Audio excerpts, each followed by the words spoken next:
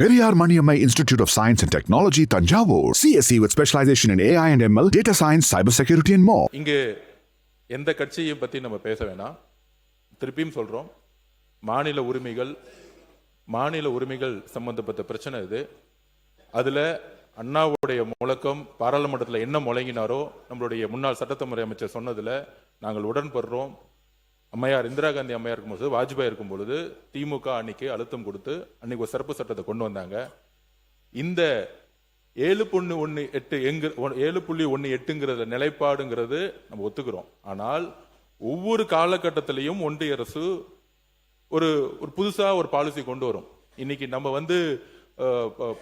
சில உறுப்பினர்கள் சொன்னாங்க, இல்ல ஒன்றிய அரசு நமக்கு இந்த மாதிரி ஒரு ஆஃபர் கொடுக்குறாங்கன்னு. இந்த கடந்த 12 வருஷமாக கொண்டு வந்த அனைத்து சட்டங்களும், முக்கியமாக தென் மாநிலம் மட்டுமே தமிழ்நாட்டுக்கு நீட்டா இருக்கட்டும், ஜிஎஸ்டியா இருக்கட்டும், அனைத்து சட்டங்களும் நமக்கு எதிராக கொண்டு வந்த சட்டம். அதுக்காக திமுகவும் போராடி இருக்கு. அப்ப ஒரு ஆஃபர் கொடுக்குறாங்கன்னா அது தமிழ்நாடு நல்லதுக்காக அந்த ஆஃபர் கொடுக்கல, அதுக்குள்ள ஒரு தேர்தல் அரசியல் இருக்கும். அப்ப இங்க 50% இன்க்ரீஸ் ஆகும் பொழுது, முக்கியமா வட மாநிலங்களுக்கு கூடிய, முக்கியமா இந்தி பேசக்கூடிய மாநிலங்கள் அளவுக்கு அதிகமான நம்பர்ஸ் அதிகமாகும், அங்கேயும் அதிகமாகும் பொழுது தேர்தல் பிரச்சாரங்கள் அதுக்கு பயன்படும். அப்ப நம்மளுடைய வாய்ஸ் எதிர்கால தேர்தலில் இன்னும் நம்ம இழக்க வேண்டிய சூழ்நிலை வரும். அதனாலதான் அன்னைக்கு தமிழ்நாட்டிலிருந்து ஏற்பட்ட குரல், முக்கியமாக தென் மாநிலிருந்து ஏற்பட்ட குரலை அம்மையார் இந்திரா காந்தி அம்மாவும் சரி, வாஜ்பாய் அவர்களும் சரி செவிசாய்த்து ஒரு சிறப்பு சட்டத்தை கொண்டு வந்தாங்க. நம்மளுடைய சட்டமன்ற உறுப்பினர் சொல்ற மாதிரி பாராளுமன்ற உறுப்பினர்களுடைய பணி லோக்கல் அட்மினிஸ்ட்ரேஷனுடைய ஒர்க்கு கிடையாது. பாராளுமன்றத்தில் போய் சட்டத்தை இயற்றக்கூடிய பணி அவங்க லோக்கல் அட்மினிஸ்ட்ரேஷன்ல வர வேண்டிய அவசியம் இல்லை. அதனால பாப்புலேஷன் பேஸ் பண்ணி இது அந்த காலத்துல இருந்து இப்ப இல்ல, இந்திரா காந்தி அம்மையார் காலத்துல இருந்து, வாஜ்பாய் அம்மையார் காலத்துல இருந்து எல்லா கட்சிகளும் 7.18 பாப்புலேஷன் பேஸ் பண்ணி தான் பிக்ஸ் செய்யப்பட்டது. அது முதல் நீங்க புரிஞ்சுக்கோங்க. அது ஒண்ணு புதுசா, அது ஒண்ணும் நம்மளுடைய இப்ப நம்ம இந்தியாவிலே அதிகமான ஜிடிபியில தமிழ்நாடு நம்பர் 2 இருக்கு. இப்படி மத்திய அரசு சொல்லலாமே, ஒன்றிய அரசு அதிகமான ஜிடிபிக்கு அதிகமான எம்பி கொடுக்கலாம்னு சொல்லாமே. நம்ம கஷ்டப்பட்டு எஜுகேஷன் உருவாக்கி இருக்கோம். கீழ இருந்து நம்ம பாத்தீங்கன்னா 40 காலத்துல நம்மளும் ஒரு பின்னாடி இருந்த மாநிலமா இருந்திருக்கோம், கடினப்பட்டு முன்னேறி மேல வந்திருக்கோம். அப்ப ஒரு சிறப்பு, இந்தியாவிலே அதிகமான பொருளாதாரத்தை உருவாக்கிய மாநிலத்துக்கு ஒரு சிறப்பு பிரதிநிதித்துவம் கொடுக்கலன்னு நம்ம கொடுத்திருக்கலாமே. ஏன் இது வரைக்கும் நம்ம கொடுக்கல? அப்ப நம்ம அன்னைக்கு சொன்னது அவையில புரிஞ்சுக்கல. தமிழ்நாட்டில இருந்து தென் மாநில இருந்து ஒரு பிரதம மந்திரி உருவாகணும்னா ஒரு கட்சி சார்ந்து ஒருத்தர் பிரதம மந்திரி ஆகணுங்கிறத நாங்க சொல்ல வரல. நம்மளுடைய குரல் பாராளுமன்றத்தில் இப்ப இருக்கக்கூடிய எம்பிகளுக்கு 3 நிமிஷம் பேச டைம் கிடைக்க மாட்டேங்குது. இது எல்லா உறுப்பினருக்கும் சொல்லிட்டே இருக்கிறாங்க. வருஷம் 365 நாள்ல அண்ணன் திருமாவளவன் அடிக்கடி பதிவு பண்ணிட்டே இருப்பாரு.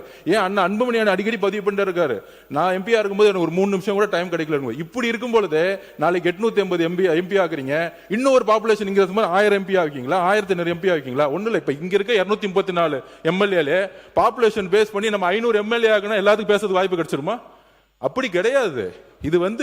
இது அண்ணா சொன்னதுதான். பெரும்பான்மையை பேஸ் பண்ணி ஒரு ஜனநாயகத்தை உருவாக்க முடியாது. அதுதான் அண்ணா சொன்னாரு. அதுல நாங்கள் உடன்படுறோம். 7.18 நீங்க ஃப்ரீஸ் பண்ணி தான் ஆகணும்.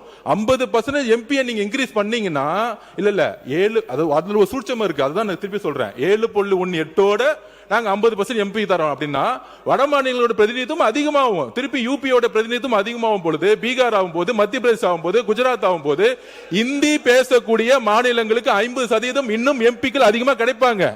இப்ப தமிழ்நாட்டில இருந்து எந்த மக்களும் கோரிக்கை கொடுக்கவில்லை, எங்களுக்கு எம்பி அதிகமா வேணும்.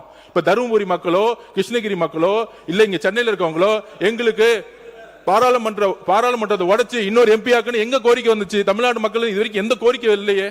தமிழ்நாட்டில இருந்து கோரிக்கை வச்ச நீட்டை அபாலிஷ் பண்ணல, ஜிஎஸ்டி அபாலிஷ் பண்ணல, எஜுகேஷன் சட்டம் அபாலிஷ் பண்ணல. ஆனா தமிழ்நாட்டில இருந்து கோரிக்கை இல்லாம ஒன்றிய அரசு 50% கொடுக்குன்னு சொல்லும் பொழுது அங்க ஒரு அரசியல் இருக்குங்கிறத இங்க இருக்கவங்க எல்லாத்துக்கும் தெரியும். திமுக அதில் உடன்படிக்க கூடாதுங்கிறதா எங்களுடைய வேண்டுகோள். ஏன்னா திமுக கிட்ட இருக்கக்கூடிய எம்பிக்கள் இல்ல 50% உடன்படிக்க கூடாது. அதுதான் நான் சொல்ல வரேன். 50 நமக்கு அதுல உடன்படிக்கலன்னா ரொம்ப சந்தோஷம்.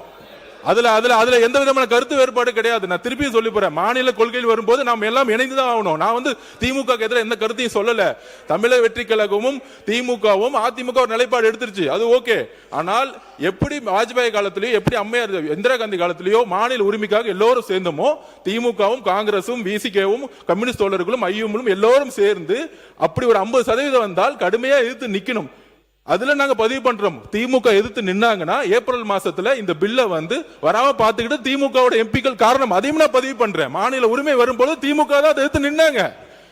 அதுல நாங்க எந்த திமுக செய்த நல்ல விஷயத்தை நாங்க செய்யல நாங்க சொல்ல வரல. இப்ப தமிழக வெற்றி கழகம் எம்பிக்கள் இல்ல, ஆனா மக்கள் தேர்ந்தெடுத்தது திமுக 2024 மக்கள் தேர்ந்தெடுத்த மிகப்பெரிய பொறுப்பை திமுக கொடுத்திருக்காங்க. அதோட காங்கிரஸோட சேர்ந்து எல்லோரும் சேர்ந்து நம்ம கடுமையான ஒரு பதிவை பண்ணுங்கிறதா எங்களுடைய வேண்டுகோள்.